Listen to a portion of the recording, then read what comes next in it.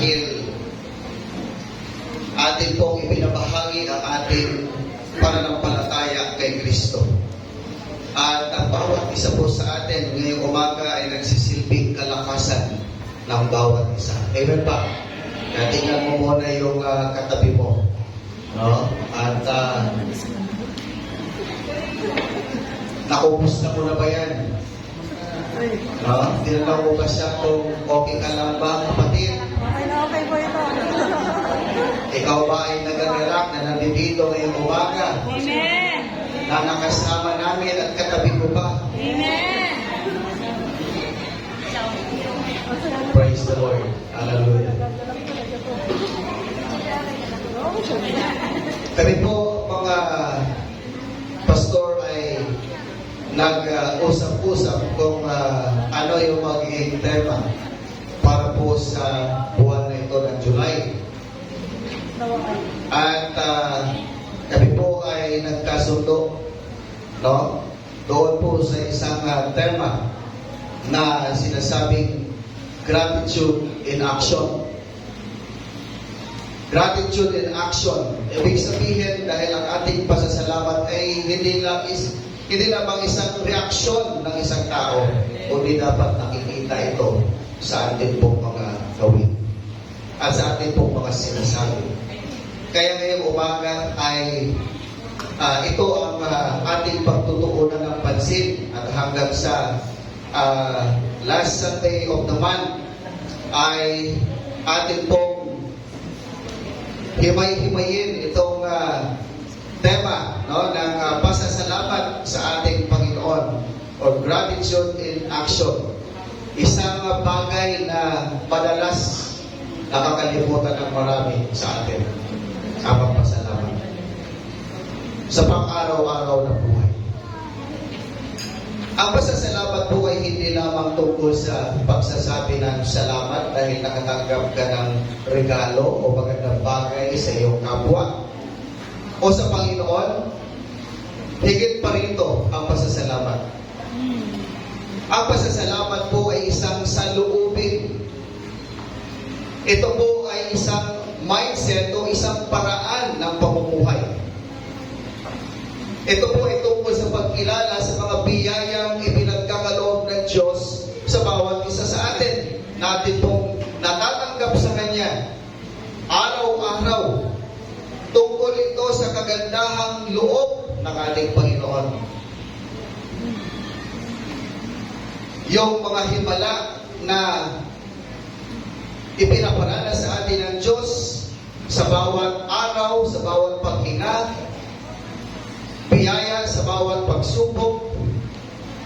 So, ito po ay tungkol sa pamumuhay na mayroong pusong punong-puno ng pasasalamat sa ating Panginoong Diyos na buhay. Amen. Isang pusong laging handang purihin ang Diyos para sa Kanyang walang hanggang pag-ibig sa atin. Tayo po muna ay sandaling yumuko at tayo po ay humingi ng gabay at patnubay sa ating Panginoon sa umagang ito. Panginoon naming Diyos, kami Lord ay naririto sa iyo pong harapan, nagpapakumbaba.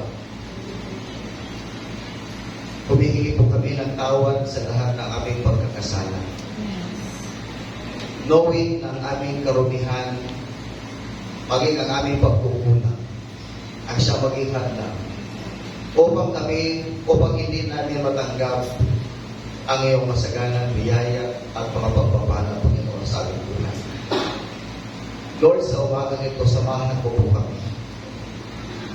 Tulungan po po kami, Lord, na maunawaan ang iyong mga salita. Inihintay po namin ang iyong banal na Espiritu na siyang pumilo sa aming kaligitnaan. Nais namin makinig sa iyo, Panginoon. At nakahanda po kami, O Diyos.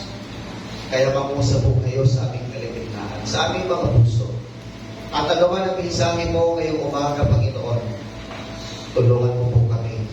Hindi lamang namin ito mapakinggan, kundi ito po ay aming may sa buhay sa pang-araw-araw. Lord, itago niyo po ang iyong abang lingkod sa mga sandaling ito. At ikaw ang iyong pangalan ang siyang maitaas at maluwalhati sa aming kalagitnaan. Salamat po, O Diyos. Ito po ang aming panalangin sa ngalan ni Jesus. Amen. Yung pinasa po nating talata kanina, patungkol po sa 10 ketongin na pinagaling ng ating Panginoong Jesus, na kung saan ay isa lamang ang bumalik, no? At siyang ang biglang nawalan parang bulag. Ano nga ba yung mensahe ng Panginoon ngayong umaga? Himay-himayin po natin ito, mga kapatid. Pero bago yan, ipagpalagay mo na ikaw ay isang martiryo. Ikaw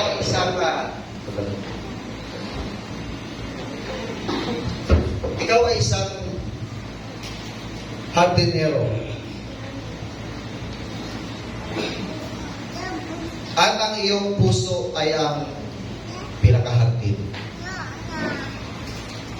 Bawat araw, meron kang pagpipilian na magtanim ng mga binhi ng pasasalamat o mga binhi ng kawalang kasiyahan.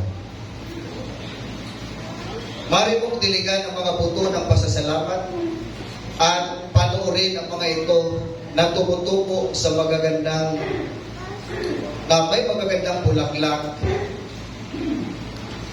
na may kagalakan at kapayapaan. O maaari mo rin pabayaan ang mga ito at hayaan ang mga damo ng kapaitan at hinagpis. Nasa iyo ang choice. Ikaw ang siyang pipili. Ngunit tandaan, ang mga bining itinanim mo ngayon, ang siyang aanihin mo bukas. Kaya mga kapatid, piliin natin magtanim ng mga binhi ng pasasalamat sa ating puso. Diligan natin ito ng salita ng Diyos. Amen? Amen. Alagaan sila ng panalangin at papuri o pagbibigay papuri sa ating Panginoon. Magtanim tayo ng halamanan o ng halaman ng pasasalamat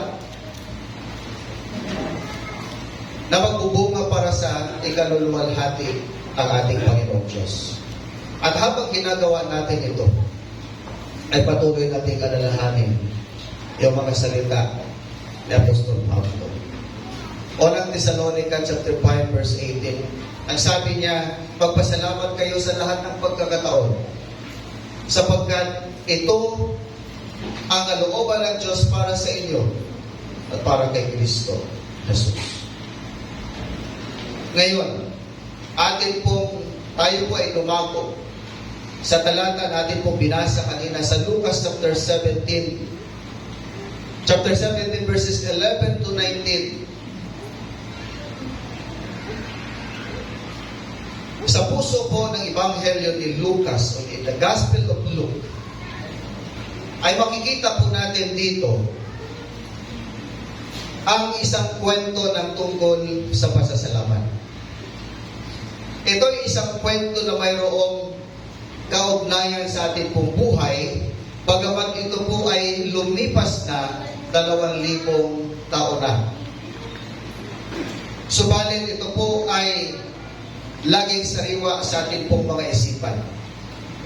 Isang kwento tungkol sa 10 lalaki. At lahat po sila, ayon sa kwento, ay mayroong sakit na ketong. At sa panahon po nila, sa panahon ng ating Panginoong Hesukristo, ang sakit na ketong ay wala pong lunas. At ang mga taong nagkakasakit po ng ketong, sila po ay itatapon na lamang sa isang lugar habang doon nila hihintayin ang kanilang kamatayan. Sa madaling salita, ang Panginoon Panginoong Jesus, siya ay dumaan sa lugar na yon na kung saan ay tapunan ang mga kitongin.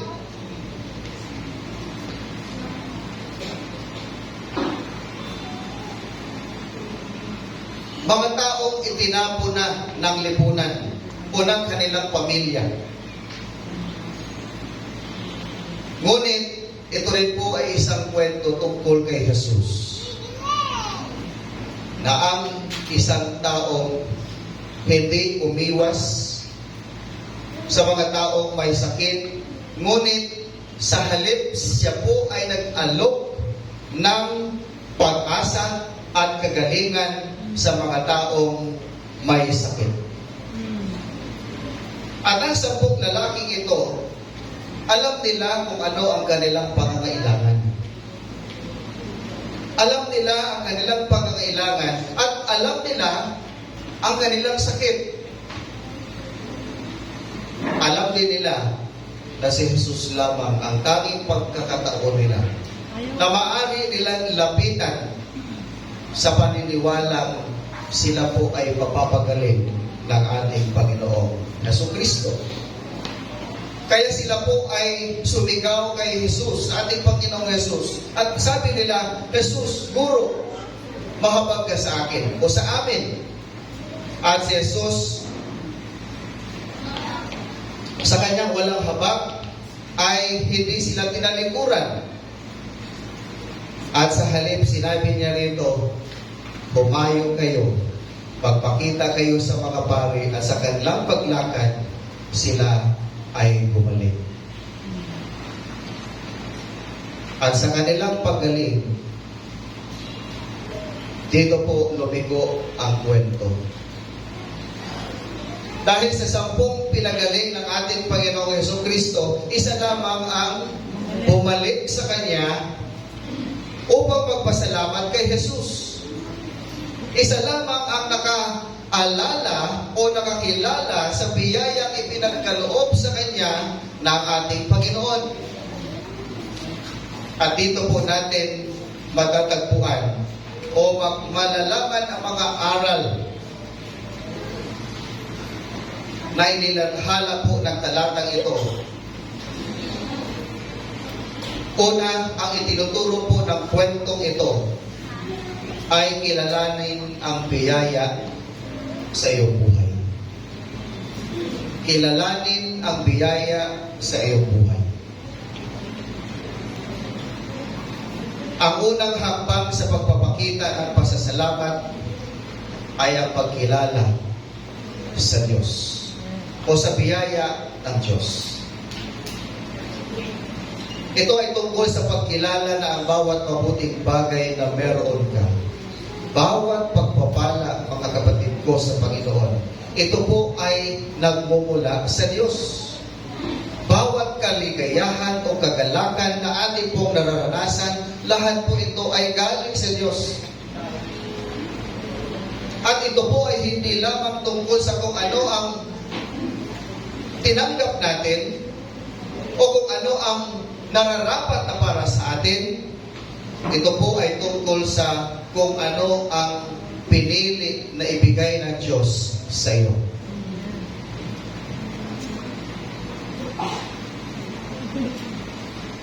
Dahil ito ay ibinigay ng Diyos sa pamagitan ng kanyang pag-ibig at walang hanggang awa.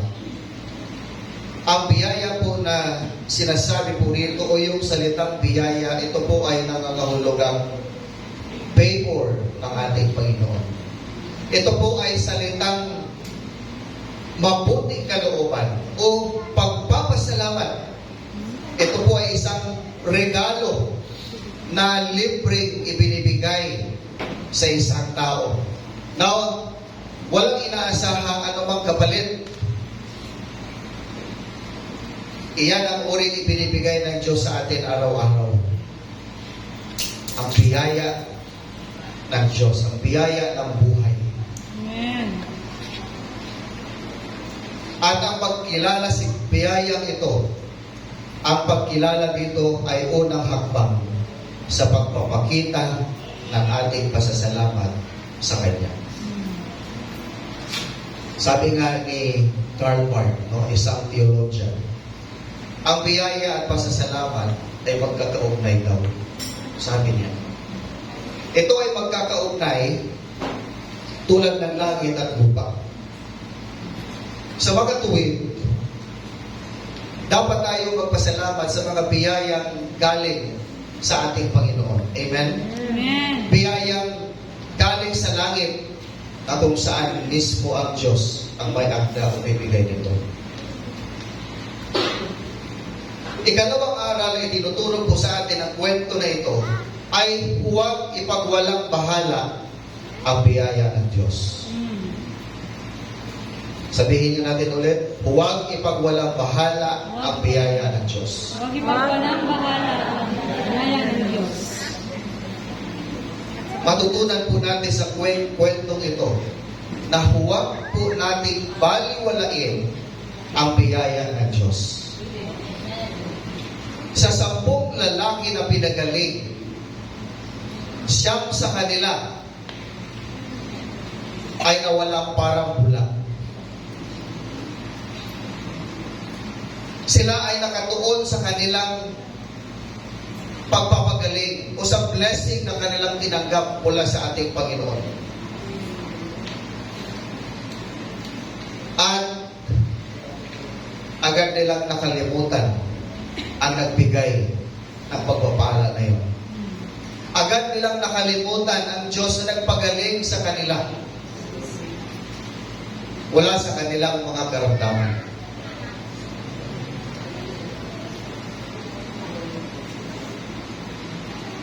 Madalas ito po ang nangyayari sa marami sa atin. Pag atin pong nararamdaman o nararanasan ang biyaya ng Diyos,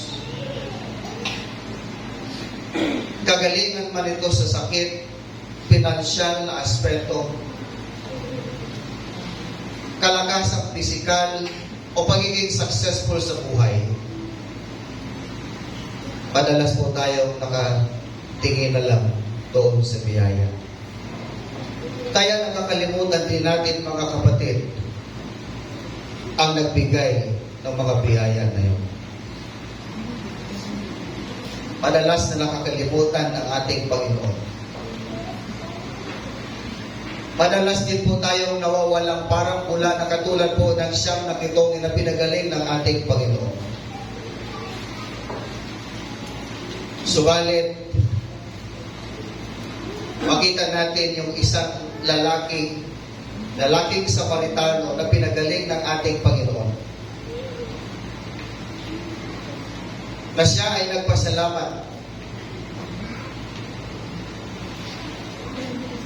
Ang pagpapasalamat po ay hindi lamang tungkol sa pagsasabi ng salamat sa mga regalo. Lord, maraming salamat po sa biyaya ng buhay. Lord, salamat po sa iyong pagpapagaling sa aking karamdaman. Lord, salamat po dahil pinapasa po ako sa aking examination. Lord, salamat po sapagkat nakapasa ako sa aking bagong trabaho na ina-applyan. Hindi po ito patungkol lamang sa pagpapasalamat na nagmumula sa ating labi. At pagkatapos ay nakakalimutan natin ang Diyos ang nagbigay nito. Kundi ang pagpapasalamat, mga kapatid, ay tungkol sa pagkilala sa tagapagbigay. Ito ay tungkol sa pagkilala tungkol sa Diyos. Dahil kung wala ang Diyos, wala rin po tayo. Amen? Amen. Kaya napakahalaga na huwag po nating baliwalain ang mga biyaya na kaloob sa atin ng ating Panginoon. Ikatlong aral na itinuturo sa atin dito ay gawing ugali ang pagpapasalamat. Sabihin nga natin ulit, ugaliin ang magpasalamat, no, sa ating Panginoon. Ang isang tao na bumalik upang pasalamatan si Jesus ay gumawa ng isang tama at magandang desisyon sa kanyang sarili. Hindi niya hinayaan na yung excitement niya dahil pinagaling siya. Hindi niya ito hinayaan na makagambala sa kanya at magpapakita sa kanya kay Jesus para bumalik para magpasalamat. Kundi ito po ay kanyang ginawang priority. Ang pagpapasalamat po ng taong ketongin na pinagaling ng ating Panginoong Jesus, siya ay bumalik kay Jesus dahil ito po ay ginawa niyang priority sa kanyang buhay.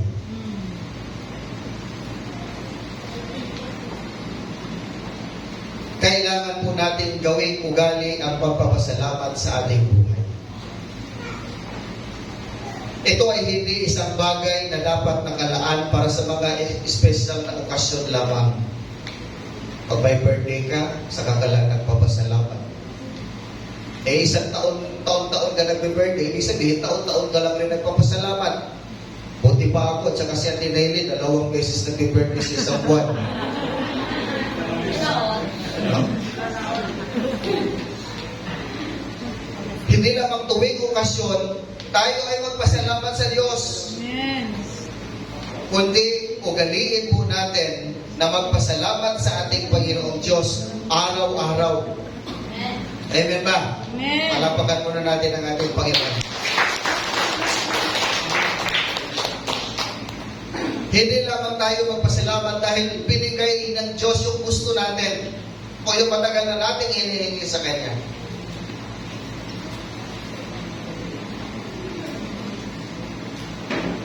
Dapat ito ay maging isang pang-araw-araw na kasanayan ng bawat isa sa atin. Isang palaging pagpapaalala ng biyaya na ibinibigay sa atin ng Diyos. Kaya mga kapatid ko sa Panginoon, matuto tayo sa kwento ng 10 kitongin. Kilalanin natin ang biyaya sa ating buhay. Huwag po nating baliwalain. Sa halip ugaliin natin magpasalamat sa ating Panginoon. Amen? Dahil kapag ginawa natin ito, makikita natin ang ating buhay ay puno-puno ng kagalakan at kapayapaan na higit pa sa pang-unawa natin. Diba yan ang sinasabi ni Apostol Pablo sa mga taga-Pilipos, chapter 4, verse 6 to 8, na kung ikaw ay mananalangin na mayroong pasasalamat, ay bibigyan ka ng Diyos ng kapayapaan na hindi kaya karugin ng tao. Ikaw lamang at ang Diyos ang siyang nakakaunawa na yun, ang kagalakan na yun. Kaya kahit marami tayong mga pagsubok, marami tayong problema na pinagdadaanan sa buhay, na gagawa nating ngumiti. Pero yung ibang tao na hindi nakakilala sa Diyos, magtataka sa iyo, bakit kaya ang taong ito masaya pa rin kahit ang dami niya problema? Bakit kaya ang taong ito patuloy na naglilingkod sa Diyos kahit marami siyang pinagdadaanan sa buhay? Yun ay dahil sa kagalakan na pinagkaloob ng Diyos sa isang tao na nagtitiwala at mayroong ugali o mayroong isang puso madalas na laging nagpapasalamat sa ating Panginoon. Now, ano po ang tugon ng taong kitongin na pinagaling ng ating Panginoong Jesus? No? Tignan natin. Sabi po ng Biblia, ang taong pinagaling ng ating Panginoong Jesus na bumalik sa Kanya, the only one is Samaritano. Isa po siyang dayuhan. Siya ay bumalik upang magpasalamat. At makikita natin na ang taong ito ay nalulula siya sa awa na tinanggap niya mula sa ating Panginoon. Dahil para sa Kanya, ang Panginoong Jesus lamang ang nagbigay sa Kanya ng pag-asa. Ang Panginoong Jesus lamang ang nagbigay sa Kanya ng importansya na kung saan ang kanyang sariling pamilya, siya po ay itinapo na. Wala nang pakialam sa Kanya. Subalit nakita at naramdaman niya mula sa ating Panginoong Jesus na binibigyan siya ng importansya nito. Kaya bilang respond o pagtugon niya doon sa awa o habag na ibinigay sa kanya ng ating Panginoong Jesus, ano po ang sinabi rito? Ang lalaking ito ay bumalik kay Jesus, nagpasalamat, at siya po ay nagpatira pa sa paanan ni Jesus na pinupuri ang Diyos ng malakas na tinig. Ibig sabihin, ang kanyang tugon ay hindi po isang reaksyon lamang.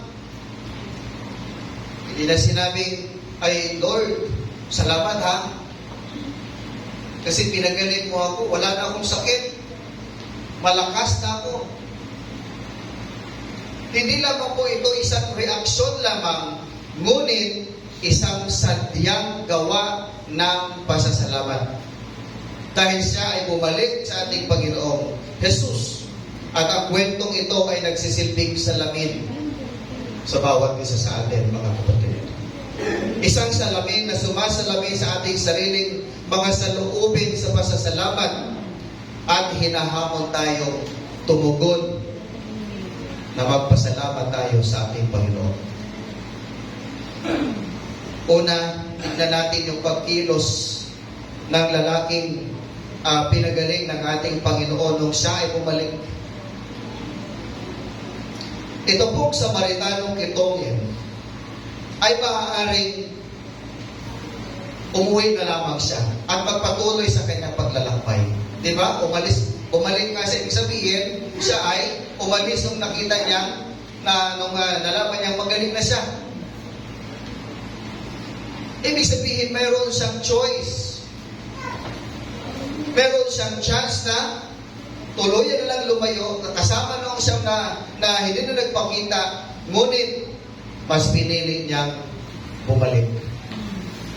Pinili niyang bumalik. Gumawa siya ng isang napakagandang desisyon na bumalik kay Jesus, kung saan ang Panginoon lamang ang pinagmulan ng kanyang kagalingan. Ito po ay isang aral para sa atin. Kapag naranasan po natin ang mga pagpapala ng Diyos, ang una nating tugon ay bumalik sa Kanya. Amen? Hello? Hi! Pagka tayo po ay pinagpala ng Diyos, meron tayong biyayang ipinagkaloob sa atin ng Diyos, ang ating pong unang tugon ay dapat bumalik sa Kanya. Bumalik sa Kanya at ikilalanin ang bawat mabubuting bagay na pinagkaloob ng Diyos. Ikalawa, ang Samaritanong kitongin ay nagpatira pa sa paanan ni Jesus. Nagpatira pa. Ito po yung posture ng isang tao na kung saan ay halos halikan niya na yung paa ng Panginoong Jesus.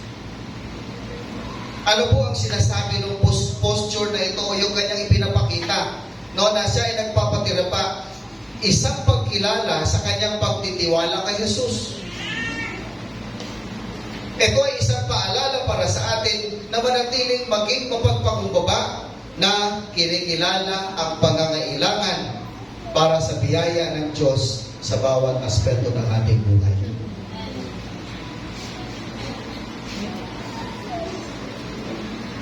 Pangatlo, pinuri ng Samaritanong ito ang Diyos sa pamamagitan ng malakas na boses. Siya ay sumisigaw ng papuri sa Panginoon. Ang kanyang pasasalamat ay hindi po isang tahimik lamang. Makita po natin, kundi ito po ay hayagan niyang ipinapahayag ang kanyang pasasalamat. Ipinamahagi niya ang kanyang kagalakan sa mga nakapaligid sa kanya.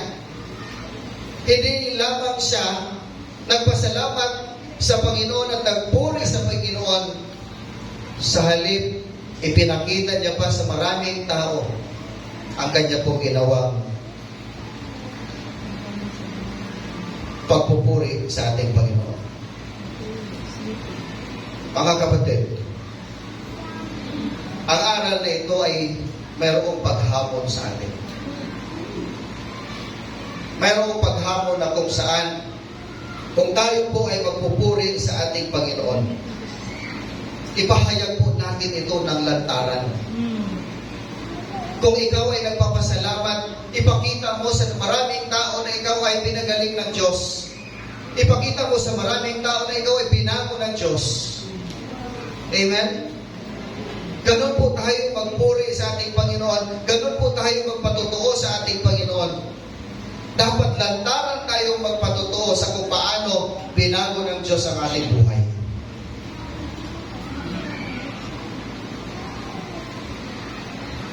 At kung titignan po natin yung kwento ni Martha, no? At ni Maria sa Lucas chapter 38, verse 42. Makikita po natin doon na si Maria ay nakaupo sa paanan ni Jesus. Okay? At siya po ay nakikinig sa pangangaral ng Panginoong Jesus sa kanya. Pinili niya yung mas mabuting bahagi na pang-araw-araw na pamumuhay. Nakilala niya ang kahalagahan ng presensya ni Jesus at ipinahayag niya ang kanyang pasasalamat sa pamamagitan ng kanyang pakikinig.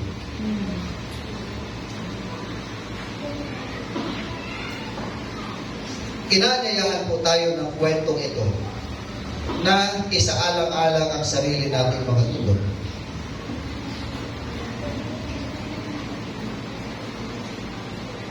Tulad ni Maria na ninais na maranasan ang presensya ni Jesus sa ating buhay. Ganon din po ba tayo? Ganon din po ba tayo katulad ni Maria na gusto niyang maranasan ang presensya ni Jesus? Gusto niyang makasama si Jesus. Ipinapahayag ba natin ang ating pasasalamat sa pamamagitan ng pagkikinig sa kanyang mga salita?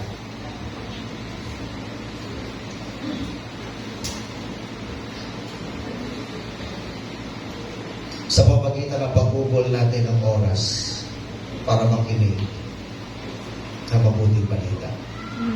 O tayo ba ay katulad ni Martha na masyadong ligalig?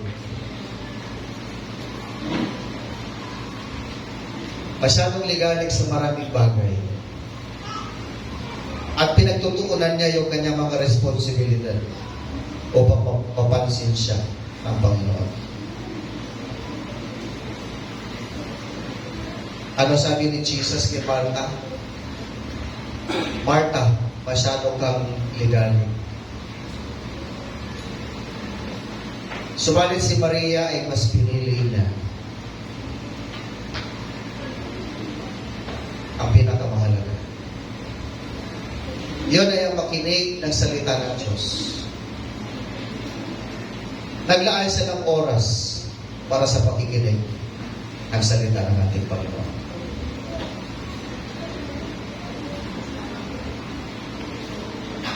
Balik po tayo doon sa ating talatang pinagbubulay ni Bayan. Sa Lucas chapter 17. Dito po mga kapatid, isaalang-alang po natin ang dalawang aral mula sa pagtugon ng Samaritano kitongin na pinagaling ng Panginoon Jesus. Una, ang kanyang pasasalamat ay hindi nakasalalay sa kanyang kalagayan. Bago po man siya gumaling, tumawag siya kay Jesus na may pananampalataya. Tama? Bago siya pagalingin ng Panginoong Jesus, tumawag siya kay Jesus na mayroong pananampalataya. Ang kanyang pasasalamat ay nakakugat sa kanyang kaugnayan kay Jesus at hindi sa kanyang panlabas na kalagayan. Katulad nga po ng inawit natin kanina sa opening song, ano man ang panahon, ano man ang pagkakataon, ano man ang ating sitwasyon, ako'y magpupuri sa iyo, Diyos. Amen? Makita natin dito na itong lalaking kitongin na ito na pinagaling ng ating Panginoong Yesus, ang kanyang pagpapasalamat ay hindi nakasalalay sa kanyang sariling kalagayan.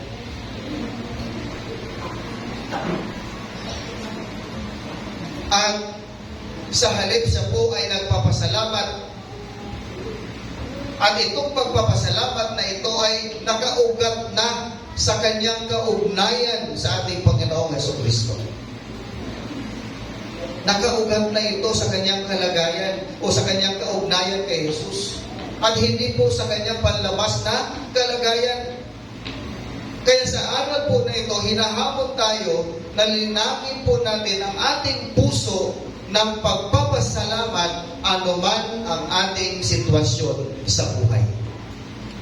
Anuman ang ating kalagayan, dapat po tayo magpasalamat sa ating Panginoon. Pangalawa, ang pagpapasalamat sa Samaritanong kitongin na pinagaling ay hindi po isang pangyayari, sapagkat ang kanyang pagbabalik kay Jesus ay nagpapahiwatig ng isang pangako sa isang pamumuhay na mayroong pasasalamat sa Diyos. Ito po ay isang paalala para sa atin na ang pasasalamat ay hindi lamang isang tugon sa mga biyayang natanggap natin, ngunit isang paraan ng ating pamumuhay. Hindi lang tayo magpapasalamat sa Diyos dahil pinagpapala niya tayo.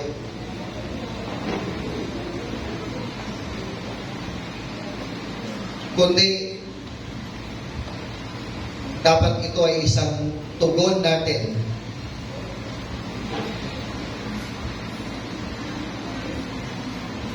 na magpasalamat sa ating Panginoon sa biyaya at tinanggap natin. At higit pa rin, kasama na ito sa ating buhay. Ibig sabihin, nakakaugalian na natin na magpasalamat. Amen? Hindi ka lang magpasalamat sa Diyos pag magaganda ang nangyayari sa buhay mo. Sabi nga pag mga nagpapatotoo ng, may mga nag-testimony pagka midweek service. Kahit mga pagsubok ay pasasalamatan natin sa Panginoon. Kahit yung mga bagay na hinihingi natin na hindi pa pinagkagaloob ni Lord, pasalamatan din natin. Ibig sabihin lahat, hindi lamang pagpapala, hindi lamang blessing, hindi lamang dahil maayos ang buhay mo, hindi lamang dahil maganda ang trabaho mo, hindi lamang dahil maganda ang estado ng buhay mo, hindi lamang dahil sa tinutugon ng Diyos ang lahat ng pangangailangan mo, kundi ang pasasalamat ay isama na po natin ito, maging kaugalian na natin ito sa ating pang-araw-araw na pamumuhay. Amen? Amen. Palagpagan po natin ang ating Panginoon. Now, let me end this message. Sa pamamagitan po ng mga aral. Mga aral po na itinuturo po ng kwento ng isang kitong pinagaling ng ating Panginoong Jesus. Na bumalik sa Kanya. Ito po ay una, nag-aanyaya sa atin na tumugon na may pasasalamat. Bumalik sa Diyos. Manatiling maging mapagpakumbaba. Hayagang ipahayag ang ating pasasalamat sa Kanya. Lumapit sa presensya ni Jesus. Linangin ang puso na may pasasalamat sa Diyos. Ano man ang ating kalagayan. At upang pangako sa isang pamumuhay ng pasasalamat sa ating Panginoon. At sa pagbubulay-bulay po ng kwentong ito, Hilingin natin sa ating Panginoon. Natulungan tayo na magpakita ng isang puso may pasasalamat sa araw-araw na buhay. Awit 107 verse 1. Magpasalamat kayo sa Panginoon sapagkat siya ay mabuti, ang kanyang pag-ibig ay magpakailanman. Tayo po'y sa daligyo po, tayo po'y mananalangin. Panginoon namin Diyos, maraming salamat po sa umagang ito. Pinuksan mo po ang aming mga puso sa mga sandaling ito, Panginoon. At hinayaan mo kami, Lord, na himay-himayin ang bawat aral na aming pong natutunan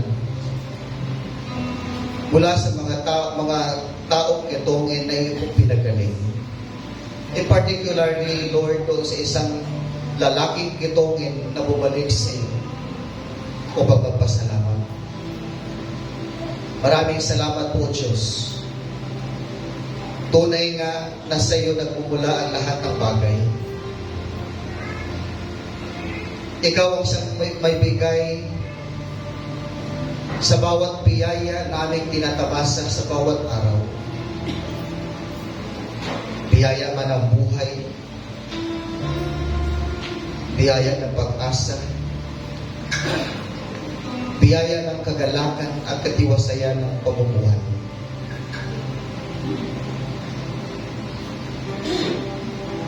At biyaya, Panginoon, ng pananampalataya, na kung saan kami ay patuloy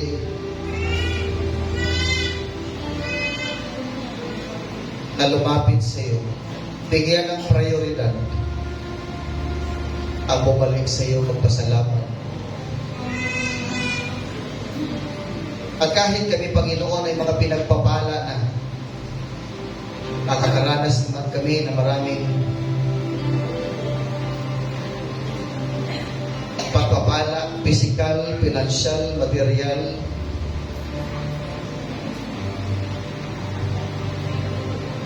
ay patuloy kami maging mapagpakumbaba sa iyo. At sa halip lalo namin kikilalanin, ikaw bilang aming Diyos, ang may bigay ng lahat ng bagay sa aming buhay, sa aming pamilya, maging sa iglesia nito. Turuan mo nawa kami, Panginoon, na sa bawat araw ay matuto kami magpasalamat hanggang sa maging kaugalianan namin, Lord, ang magpasalamat sa iyo. Na kulang o hindi namin hahayaan lilipas ang isang araw na hindi namin magawang magpasalamat sa iyo sa kabutihan at sa katapatan na patuloy mo ipinaparana sa aming buhay. Tulungan mo po kami, Panginoon. Samahan mo po kami. Bigyan mo po kami ng isang puso mapagpasalamat at isang kaugalian mapagpasalamat sa iyo. Salamat po, Diyos. Purihin ka, sambahin ka. Salamat sa lahat ng mga biyaya at pagpapala na aming tinatamasa, Panginoon, sa pang-araw-araw. In Jesus' name we pray. Amen.